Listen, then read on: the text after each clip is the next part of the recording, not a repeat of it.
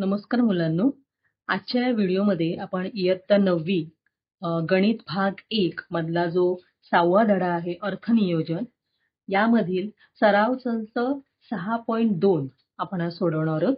तर याआधीचे तुम्ही जर माझे व्हिडिओ बघितले असतील तर त्यामध्ये पहिल्या व्हिडिओमध्ये आपण अर्थनियोजन म्हणजे काय हे बघितलेलं होतं आणि सराव संच 6.1 सोडवलं होतं. आणि दुसऱ्या व्हिडिओमध्ये आपण या 6.2 हा सराव संच सोडवण्यासाठी आवश्यक लागणारे जे सारणी आहे ती सारणीचा उपयोग कसा करायचा तर तो आपण त्या दुसऱ्या भागामध्ये बघितलाय. तर जर तुम्ही माझे ते व्हिडिओ बघितले नसतील तर नक्की ती व्हिडिओ जाऊन बघा, म्हणजे त्याचा उपयोग तुम्हाला मी इथे कसा करणार आहे तो समजणार आहे. तर आपण आता सराव संच 6.2 सोडवायला सुरुवात करूया. बघा, पहिला प्रश्न आहे, सारणीमध्ये दिलेल्या व्यक्तींना दिलेल्या करपात्र उत्पन्नावर आयकर भरावा लागेल किंवा नाही ते लिहा. आता इथे त्यांनी नावं दिलेली आहेत पहिल्या तक्त्यामध्ये, दुसऱ्या कॉलममध्ये वय दिलेलं आहे त्या व्यक्तीचं, त्यानंतर करपात्र उत्पन्न दिलेलं आहे आणि त्यावरून आपल्याला आयकर भरावा लागेल की नाही एवढंच काढायचं आहे. आयकर किती भरावा लागेल हे काढायचं नाही, पण त्याला ती करपात्र म्हणजे कर भरण्यासाठी त्या व्यक्तीला भरावा लागेल की नाही हेच काढायचं. तर यासाठी आपल्याला ज्या 3 सारण्या बघितलेल्या होत्या आपण त्या आपल्याला माहित असणं आवश्यक आहे. तर पहिली जी सारणी होती ती वय 60 वर्षापेक्षा कमी असणाऱ्या व्यक्तींसाठी आयकराची रक्कम कशी असते म्हणजे किती टक्के आयकर भरावा लागतो ते आहे. दुसऱ्या सारणीमध्ये 60 ते 80 या वयोगटासाठी आहे दुसरी सारणी आणि तिसरी सारणी 80 पेक्षा जास्त वय असणाऱ्या व्यक्तींसाठी. आता आपण बघूया. पहिलं आहे कुमारी निकिताचं वय आहे 27 आणि तिचं करपात्र उत्पन्न आहे 2,34,000 रुपये. आता बघा, वय 27 आहे म्हणजे ही जी पहिली व्यक्ती आहे ती पहिली जी सारणी आहे त्या सारणीनुसार आपल्याला आयकर भरावा लागेल की नाही ते बघायला मिळेल. तर पहिल्या सारणीमध्ये 2.5 लाखापर्यंत जर उत्पन्न असेल तर त्या व्यक्तीला आयकर भरावा लागत नाही. तर हिचं उत्पन्न जे आहे 2.5 लाखापेक्षा कमी आहे, त्यामुळे तिला आयकर भरावा लागणार नाही. आता बघा, दुसरे आहे श्री कुलकर्णी, यांचं वय आहे 36 आणि त्यांचं करपात्र उत्पन्न आहे 3,37,000 रुपये.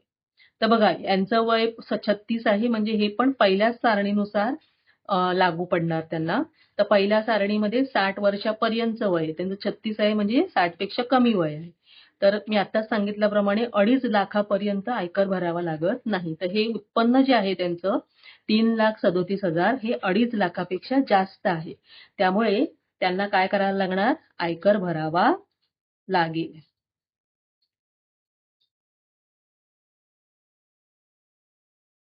पुढचं बघा, श्रीमती मेहता 44 वय आहे. तर या पण काय येणार आहेत? पहिल्याच जो नियम आहे, पहिली जी सारणी आहे त्यानुसार यांचं सुद्धा आपण बघायचं आहे. तर यांचं पण उत्पन्न 2.5 लाखापेक्षा जास्त आहे, त्यामुळे आयकर भरावा लागेल. आता पुढे बघा, श्री बजाज. आता यांचं वय किती आहे? 64 वर्ष. त्यामुळे हे कुठल्या सारणीमध्ये येणार? तर दुसरी जी सारणी होती 60 ते 80 या वयोगटामध्ये, तर त्या सारणीनुसार. आणि त्या सारणीमध्ये 3 लाखापर्यंत जर उत्पन्न असेल तर आयकर भरावा लागत नाही आणि यांचं उत्पन्न हे 3 लाखापेक्षा जास्त आहे, त्यामुळे इथे आयकर भरावा लागेल.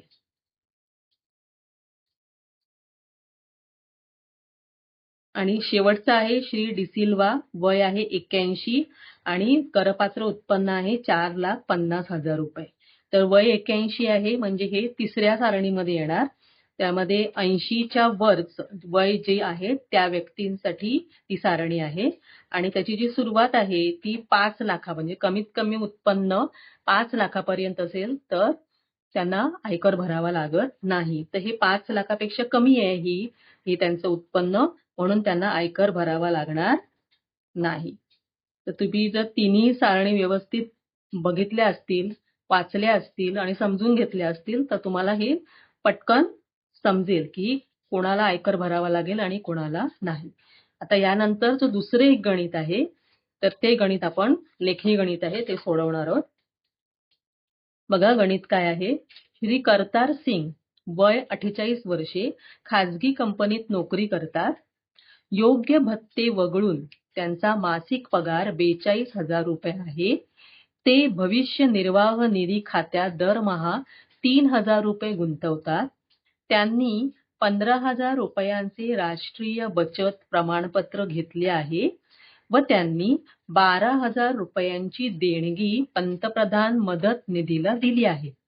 तर त्यांच्या आयकराचे गणन करा. आता बघा, करतार सिंग यांचं वय दिलेलं आहे. या वयाचा उपयोग आपल्याला पुढे जेव्हा त्यांना किती कर भरावा लागेल हे जेव्हा आपण काढू त्यावेळेला आपल्याला कुठली सारणी वापरायची आहे यासाठी हे वय लागणार आहे. तर याचा आता तरी आपल्याला उपयोग नाहीये. आता आपण काय करणार आहोत, जे बाकीचं पुढचं दिलेलं आहे त्याचा ते लिहून काढणार आहोत. एक एक ओळ बघून फक्त लिहायचंय. बघा गणित खूप मोठं वाटतंय पण कठीण नाही. योग्य भत्ते वगळून त्यांचा मासिक पगार दिलेला आहे. मासिक पगार म्हणजे दर महिन्याला त्यांना जो पगार मिळतो तो. तर तो दर महिन्याचा पगार किती आहे? 42,000 रुपये. हा दर महिन्याचा पगार आहे. तर दर महिन्याचा पगार आपल्याला आवश्यक नाहीये. आपल्याला वार्षिक उत्पन्न लागतं. जेव्हा आपण आयकरचा विचार करतो, किती लागेल, किती काढायचं असेल आपल्याला आयकर, तर आपल्याला वार्षिक उत्पन्न लागतं. तर हा महिन्याचा पगार दिलाय, तर यावरून आपण वर्षाचा पगार काढणार. तर वार्षिक उत्पन्न काढण्यासाठी आपण काय करणार तर या 42,000ला 12ने गुणणार. 42,000ला 12ने गुणल्यावर किती येतं? 12 दुणे 24, 12 चोक 48 आणि 2 50. 5,04,000 रुपये हे झालं त्यांचं वार्षिक उत्पन्न. आता यानंतर आपण काय करणार आहोत? पहिला आपण पगारावरून मासिक उत्पन्नावरून आपण वार्षिक उत्पन्न काढलं. आता पुढचे जे आहेत तर भविष्य निर्वाह निधीमध्ये त्यांनी गुंतवले. त्यानंतर किती गुंतवले तर 3,000 गुंतवले. नंतर त्यांनी 15,000 रुपयाचं राष्ट्रीय बचत प्रमाणपत्र घेतलेलं आहे आणि 12,000 रुपयाची देणगी दिलेली आहे. तर हे यानुसार त्यांची कशी काही त्यांच्या पगारातून वजावट कशी होणार आहे ते आपण आता पुढे बघूया. आता आपल्याला नियम 80C प्रमाणे एकूण कपात कशी होते ती बघायची आहे. पहिलं त्यांनी किती गुंतवले आहेत तर भविष्य निर्वाह निधीमध्ये दरमहा गुंतवणूक केलेली आहे. म्हणजे दर महिन्याला ते भविष्य निर्वाह निधीमध्ये किती गुंतवतायत तर 3,000 रुपये गुंतवतायत. ते भविष्य निर्वाह निधी हे 80C मध्ये येतं. राष्ट्रीय बचत प्रमाणपत्र हे सुद्धा 80C या कलमान्वये आपल्याला त्याच्यामध्ये वजावट मिळते आपल्या वार्षिक उत्पन्नातून. तर दरमहा 3,000 गुंतवलंय तर आपल्याला काय काढावं लागेल? वर्षाची त्यांची गुंतवणूक काढावी लागेल. तर वर्षाची गुंतवणूक करण्यासाठी आपण काय करणार? 3,000ला 12ने गुणणार. म्हणजे किती आलं? 12 त्रिक 36,000 रुपये. ही भविष्य निर्वाह निधीमधली त्यांची गुंतवणूक आली. दुसरं काय होतं? राष्ट्रीय बचत प्रमाणपत्रातील गुंतवणूक. राष्ट्रीय बचत प्रमाणपत्रात किती गुंतवतायत ते? 15,000 रुपये त्यांनी गुंतवलेले आहेत. आता हे दोन्ही जे आहेत या 80C या नियमानुसार त्याची वजावट आपल्याला काढायची. मग आपण काय करणार? या दोघांची बेरीज करणार. म्हणजे एकूण किती होते रक्कम, त्यांची गुंतवणूक किती होते ते आपण काढणार. तर एकूण गुंतवणूक हा 1 आणि 2 भविष्य निर्वाह निधी आणि राष्ट्रीय बचत प्रमाणपत्र यांची आपण बेरीज करणार. म्हणजे किती आलं? 36,000 अधिक 15,000. 36,000 अधिक 15,000 किती आले? यांची बेरीज केल्यावर किती येणार? 6 आणि 5 11, 3 नी 2 5, 51,000 रुपये. आता 80C या नियमानुसार काय आहे तर जास्तीत जास्त 1.5 लाख रुपयांपर्यंत आपल्याला म्हणजे त्या व्यक्तीला कपात मिळू शकते. तर 1.5 लाखापेक्षा ही किंमत कमी आहे. त्यामुळे त्यांना त्यांच्या वार्षिक उत्पन्नातून एवढी रक्कम वजा होऊन उरलेल्या जी रक्कम असणार त्यावर कर आकारला जाणार. पंतप्रधान निधीला दिलेली रक्कम किती आहे? तर पंतप्रधान निधीला 12,000 रुपये एवढी रक्कम दिलेली आहे. मदत म्हणून मदत निधी दिलेला आहे, देणगी दिलेली आहे. तर कलम 80G अन्वये पंतप्रधान निधीला दिलेली देणगी ही आयकरातून काय होते, 100% त्याला सूट मिळते. म्हणजे जेवढी रक्कम दिलेली आहे ती रक्कम त्या व्यक्तीच्या वार्षिक उत्पन्नातून वजा होते आणि उरलेल्या रकमेवर काय केलं जातं, आयकर आकारला जातो. आता आपल्याला काय करावं लागेल, तर दुसरा आणि तिसरा जो भाग आहे, दुसऱ्या भागामध्ये काय होतं, 80C प्रमाणे या कलमाद्वारे किती वजावट होईल ते आपण काढलं आणि आता तिसऱ्या याच्यामध्ये काय काढलं आपण, तर 80G प्रमाणे किती वजावट होईल. तर ह्या दोन्ही गोष्टी कशातून वजा होणार, तर त्यांच्या वार्षिक उत्पन्नातून वजा होणार. तर पहिलं काय होतं, करतार सिंग यांचं वार्षिक उत्पन्न होतं. तर त्या वार्षिक उत्पन्नामधून या दोन गोष्टी आपण वजा करणार. तर त्यांचं वार्षिक उत्पन्न किती होतं, 5,04,000 रुपये हे वार्षिक उत्पन्न होतं. आणि 80C या कलमाद्वारे किती आपण काढलेली रक्कम, 51,000 त्यांची गुंतवणूक होती आणि 80G प्रमाणे 12,000 रुपयाची त्यांनी देणगी दिलेली होती पंतप्रधान मदत निधीला. तर या दोन गोष्टीची बेरीज होऊन ती वार्षिक उत्पन्नामधून वजा होणार. 5,04,000 वजा 51,000 अधिक 12,000 यांची बेरीज किती होते, 63,000 आणि यांची वजाबाकी केल्यावर आपल्याला शिल्लक राहतं 4,41,000. तर 4,41,000 रुपये हे आहे करपात्र उत्पन्न. मग त्यांचा वार्षिक उत्पन्न 5,04,000 जरी असलं तरी ही जी गुंतवणूक आहे त्यांची ती त्यामधून वजा झाल्यानंतर जी रक्कम शिल्लक राहणार आहे त्यावर कर आकारला जाणार. म्हणजे इथपर्यंत आपण सोडवलेलं आहे. आता याच्या पुढे जे आपण सोडवणार आहोत त्यासाठी आपल्याला सारणी, त्या तीनही ज्या सारण्या आहेत त्या व्यवस्थित माहीत असणं गरजेचं आहे, कारण त्यावरूनच आपण कर आकारणी करणार आहोत. तर श्री करतार सिंग यांचं वय आहे 48 वर्ष. त्यामुळे पहिली जी सारणी आहे, वय वर्ष 60 पेक्षा कमी असणाऱ्या व्यक्ती, तर ती सारणी यांच्यासाठी लागू पडणार आहे. तर या सारणीप्रमाणे, सारणी 1 प्रमाणे करपात्र उत्पन्न 2.5 लाख ते 5 लाख या मर्यादेत आहे. किती आहे करपात्र उत्पन्न, 4,41,000 रुपये त्यांचं करपात्र उत्पन्न या मर्यादेमध्ये आहे. म्हणजे त्यांना कर आकारणी होणार आहे, कारण 2.5 लाखापेक्षा जास्त उत्पन्न आहे त्यांचं. जर 2.5 लाखापेक्षा 2.5 लाख किंवा त्यापेक्षा कमी उत्पन्न असतं तर त्यांना कर आकारला गेला नसता. पण त्यांचं उत्पन्न 2.5 लाखापेक्षा जास्त आहे. तर जो पहिला त्या सारणीमधला दुसरा भाग होता 2.5 लाख ते 5 लाख, तर या टप्प्यामध्ये ते येणार आहे. तर यानुसार कर आकारणी कशी होणार आहे बघा, करपात्र उत्पन्न वजा 2.5 लाख करून जे उत्पन्न येईल त्याच्या 5% हे देय आकार, म्हणजे आयकर जो आहे तो आपण पहिला काढणार आणि जो आयकर येईल त्या आयकरावरून आपल्याला शिक्षण उपकर आणि माध्यमिक व उच्च शिक्षण उपकर हे दोनही भरावे लागणार आहेत. तर ते सुद्धा आपण प्रथम आयकर काढल्यानंतर त्यावरून हे दोन काढणार.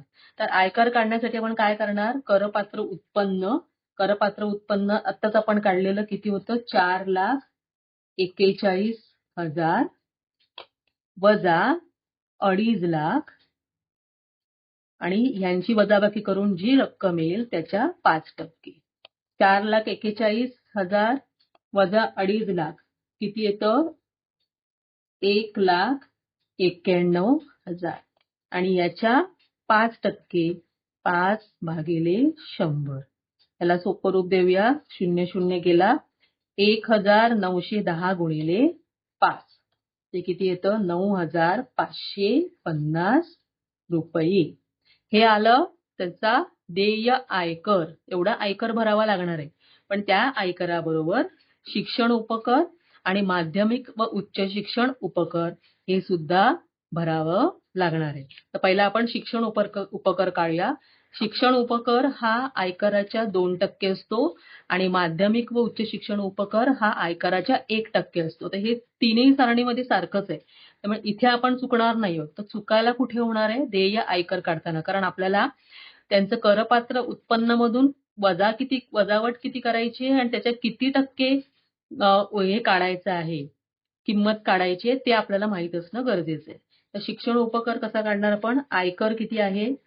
9,550 त्याच्या 2%. 2% म्हणजे 2/100. याला आपण सोपं रूप देणार. सोपं रूप देताना बघा इथे 5चा भाग लागतो. 5 पहिला आपण 2चा लावूया. बे एके बे, बे पंचे 10. मग त्यानंतर 5चा भाग लागेल. 5 एके 5, 5 एके 5, 5 9 45 आणि 5 एके 5 म्हणजे आलं 191 रुपये. हा आला शिक्षण उपकर. म्हणजे आयकराबरोबर आपल्याला हे पण भरायचंय. आणि दुसरा आता आपण काढणार माध्यमिक व उच्च शिक्षण उपकर. तर तो काय आहे? आयकराच्या 1%. आयकर किती आला आहे? 9,550 त्याच्या 1% म्हणजे 1/100. तर हे काय बघा 10 आहे छेदाला म्हणजे दशांश चिन्ह उजवीकडून डावीकडे येताना पहिल्या स्थानांकावर 95.5 रुपये. आता दोन्ही आपल्याला आलं. आता आपण काय करणार? एकूण आयकर काढणार. एकूण आयकर कसा काढतात? देय आयकर अधिक शिक्षण उपकर अधिक माध्यमिक व उच्च शिक्षण उपकर. देय आयकर किती आहे? 9,550 अधिक आपण हे किती काढलेला? शिक्षण उपकर किती काढलेला? 191 आणि माध्यमिक व शिक्षण उपकर 95.5 रुपये. या तीनही संख्यांची बेरीज केल्यानंतर आपल्याला एकूण आयकर मिळेल. तो येतो 9,836.5 रुपये. तर अशा पद्धतीने आपण करतार सिंग यांना एकूण किती आयकर भरावा लागेल ते आपण काढलेलं आहे. तसे करतार सिंग यांना एकूण 9,836.5 इतका आयकर भरावा लागेल. अशा पद्धतीने आपण जो सराव संच होता 6.2 तो आपण आज सोडवलेला आहे. तर याच्या अधिक जर आपल्याला गणितं बघायची आहेत तर त्यासाठी आपण जो संकीर्ण प्रश्न संग्रह आहे त्याच्यानंतरचा तो सोडवणार आहोत. तो आपल्या पुढच्या व्हिडिओमध्ये आपण सोडवणार आहोत. तर नक्कीच तुम्ही जर आतापर्यंत माझ्या चॅनलला सबस्क्राईब केलं नसेल तर सबस्क्राईब करा, लाईक करा आणि शेअर करा. आणि माझा पुढचा व्हिडिओ बघायला विसरू नका. तर भेटूया माझ्या पुढच्या व्हिडिओमध्ये. धन्यवाद.